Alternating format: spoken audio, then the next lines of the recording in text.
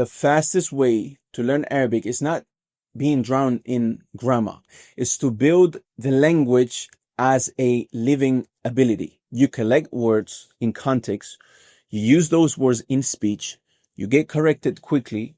You repeat until the tongue becomes trained. And then grammar comes in at the right time, like a tool. It redefines you. It makes you accurate. It makes you understand deeper. But it's not the foundation for fluency. Vocabulary and usage are the foundation when it comes to learning the Arabic language. So the point of this chapter is, if you want to have the fastest path and follow the fastest path to learning the Arabic language, becoming fluent, stop asking what is the rule and start asking what are the words I need and how do I use them in a real sentence today.